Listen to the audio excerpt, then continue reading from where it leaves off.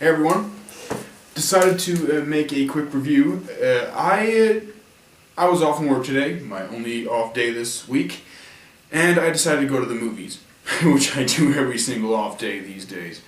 Two movies I wanted to go see, and I was sort of torn between which one I was supposed to see, and also which one to talk about, but I decided the first one I'm going to talk about is also the first movie I saw, which is Carlos Saldana's animated movie, Rio. Now, the thing is, I never liked Ice Age, which is the series he's been working on. I thought that Ice Age films weren't that funny, weren't that clever, and the comic relief didn't really work. And honestly, a lot of the same problems exist with Rio, but it should be said right away, I find Rio to be an incredibly competent movie compared to the Ice Age films. I mean, they're competent too, but this movie is a movie I've enjoyed far beyond those. But I should warn you about my reasoning behind all this. Now, I gotta tell you something. Rio is much more colorful than any of the Ice Age films, which is its main strong point. And I also happen to like the animals in it a lot more, because there's something easy to like about colorful birds and stuff. But it should be pointed out that I'm biased, because I kind of, have one of my own. The story is about this Spix macaw named Blue, who is a domesticated bird who lives in Moose Lake, Minnesota, with his owner, and he can't fly. And one day when this Brazilian zoologist named Tulio shows up at their doorstep, explaining that it's been proved that Blue is the last of his kind, the last male of his kind. Of course, they need to fly to Rio, where the last female is, to repopulate the species. And don't get me started on the whole stupidity of that, because let's face it, if you've proven that you are the last male of your kind, it doesn't matter if you find a female, because once you have babies, they have no one to reproduce with except for their mother, which is wrong and doesn't genetically work. So you'd be having a bunch of super inbreds. Point being, they go to Rio. And Chris Saldana is from Rio, and it shows with this film. Because Rio is it's an amazing city, as far as I've heard and seen, and this movie does a lot to make you fall in love with the city. And I've always said that it's not extremely hard to make someone fall in love with a character. I mean, it is a true craft, from an actor's perspective, a director's perspective, and the writer's perspective, to make a character so likable that we fall in love with them. But it has been done more often than I would like to say falling in love with an actual place. Now, falling in love with a place that doesn't exist is also a greater challenge than that of a real place. But I still want to say that whereas, even though the characters in this movie, at least the main characters of the owner and the two parrots and the zoologist, they're all likable characters, if a little bit too annoying and quirky, and also a little bit stereotypical in their portrayal, at least in the animated perspective. The true heart of this film isn't one character. It's not like Tangled, which is a movie that is far, far better than this, but still, it's not like Tangled, where it's our two main characters, specifically even one, that is actually the heart of the film, the heart and reasoning behind the entire film. This film is about the place. It's about Rio, and this is Chris Saldana's love letter to his hometown. And it really works, because almost just within the intro of this film, you right away get hit by the samba, these beautiful melodies, the dancing, the colors, and you're like, oh my god, this place is awesome. But as the film progresses, you also get to see the negative sides of this place. You get to see, the film, obviously, since it's about birds, and especially about extinct or really endangered birds, it also talks about, poaching and stuff like that. which is something I don't think a lot of, especially Americans, excuse me to actually just go that far and say Americans are aware of, is the fact that most like birds, pet birds, still, I think the majority of like big parrots that are sold within the United States are like stolen directly from countries where they are not allowed to be taken from since they are endangered.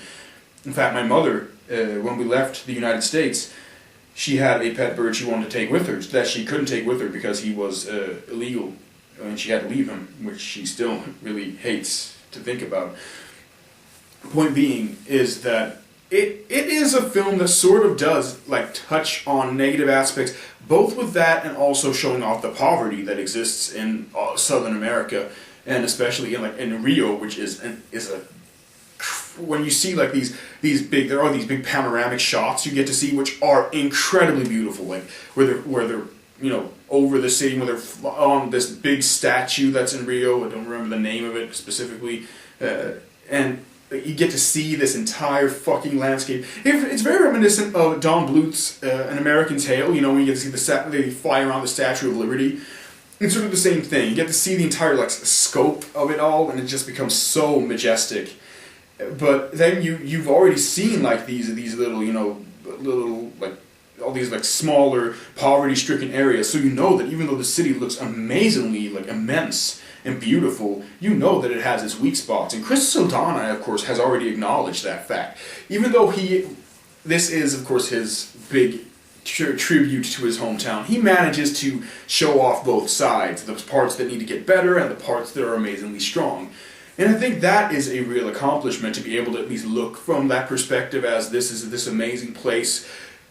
Also, the movie takes place during Carnival to show off like the spectacle that is Rio and all its glory, but still being able to show off the weaker sides as well, and being aware of those, about orphans and the problem of like pretty much raping the natural landscape.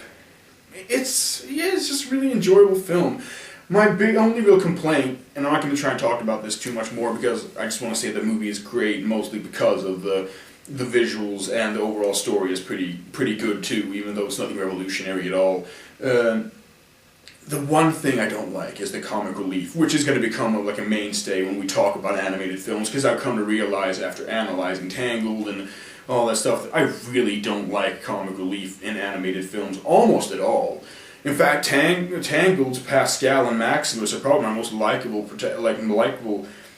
comic relief, simply because they shut the fuck up. At least they don't have any speaking lines.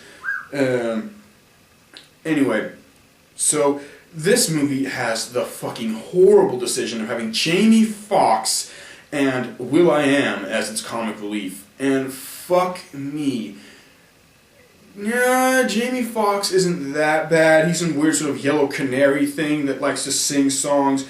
But will.i.am's rapping, terrible black-eyed pea fucking rhyme-spewing ass of a blue fat parrot is the most annoying comic relief character I have ever seen in an animated film.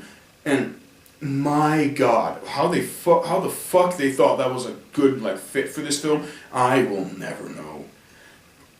And I guess that's the problem. This movie has a lot of comic relief. Like, the zoologist is supposed to be this funny, quirky character that does these stupid things that no real person would do. There are these two birds by will.i.am and Jamie Foxx, and there's also a dog voiced by, I think the dog is the dog voice. One of these characters is voiced by Tracy Morgan. I think it's the dog. And I hate Tracy Morgan after seeing Cop Out, so yeah, that just explains I hate the dog too. The dog always has like drool like running down. It's like not a pit bull. It's a boxer or something, and it has all this fucking drool dripping down the sides all the time. And I'm not aware that they have that like most of the time. And I guess it is because this dog is supposed to be hungry. He wants to eat the parrots, even though he's a good guy and likes them. But it's fucking distracting. I don't like looking at drool when I'm watching a movie. I mean, the only way this could be more annoying drool if it was like, sitting in a movie theater watching Twilight and seeing all the girls drool. That's the only way the drool could be more disgustingly wrong. Yeah, so I hate the comic relief. I think the story and the acting from most characters is pretty okay. The characters are pretty fleshed out. Or at least they are fleshed out in their stereotypes and have no real depth to them, but they are at least fleshed out versions of the stereotypes rather than just being the stereotypes. And most of all, the visuals are fucking incredible. Overall, go see Rio if you want a colorful and predictable yet fun cinematic experience. You could do a whole lot worse. So this is me and Audrey saying goodbye.